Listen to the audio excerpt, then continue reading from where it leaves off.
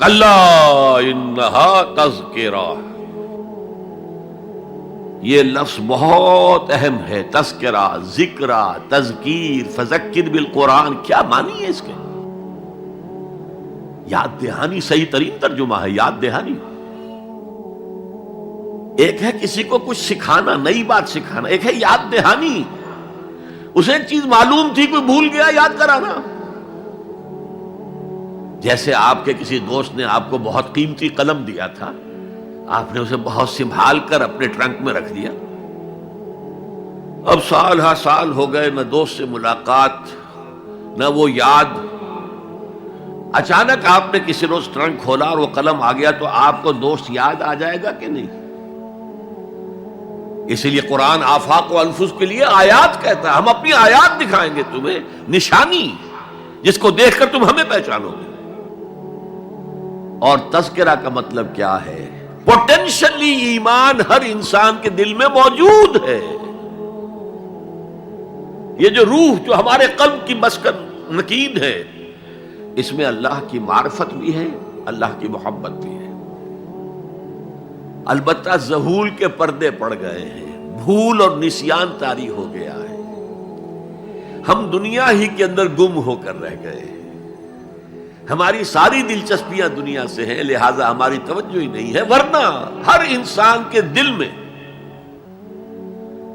یہ جو یہاں ہندوستان میں کہتے ہیں آتما اور پرماتما، آتما اور پرماتما کا تو تعلق بہت گہرا ہے. ابتدا میں بنا دی گئی تھی ارواح، جب ہم سب کے سب تمام انسان آدم سے لے کر اور تا قیامت جو انسان آئے گا دنیا میں، ان سب کی ارواح پیدا کر دی گئی. اور پوچھا گیا الستو بربکم قالوا بلا، یاد ہے؟ لہذا یہ تذکرہ ہے، یہ یاد دہانی ہے، تمہارے اندر موجود ہے. اللہ کی معرفت بھی موجود ہے، اللہ کی محبت بھی موجود ہے. لیکن کلا بل ران علی قلوبہم ما کانوا یعملون، ان کے دلوں پر زنگ آ گیا ہے اب ان کے اعمال کی وجہ سے.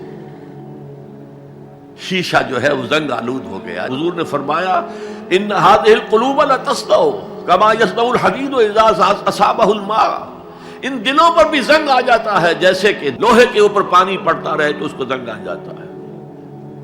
پوچھا گیا فما جلاؤها یا رسول اللہ، اے اللہ کے رسول ہماری تلواروں کو زنگ لگتا ہے، ہم پالش کرتے ہیں، سیکل کرتے ہیں، وہ پھر چمک اٹھتے ہیں. تو دل پر اگر زنگ آ جائے تو اس کا علاج کیا ہے؟ دو چیزیں فرمائی، کثرت و ذکر الموت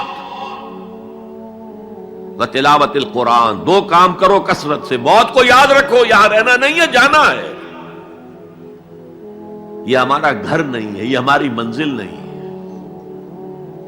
ہمارا اصل گھر جو حضور نے فرمایا انما الدنیا خلقت لکم وانتم خلقتم للآخرہ، یہ دنیا تمہارے لیے بنائی گئی، تم آخرت کے لیے بنائے گئے ہو.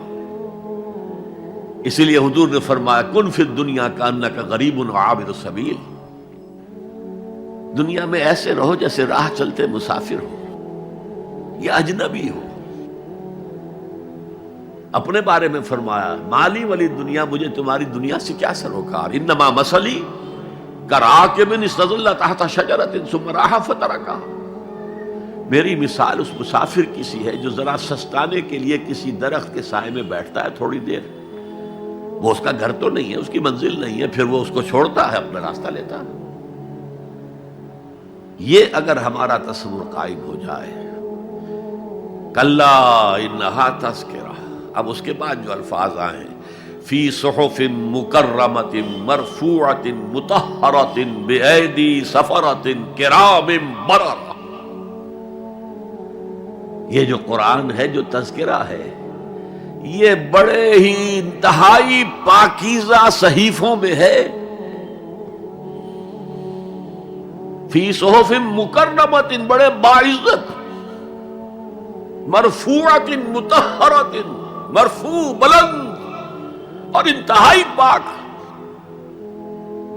بے ایدی سفرۃ، یہ کن کے ہاتھوں میں ہے؟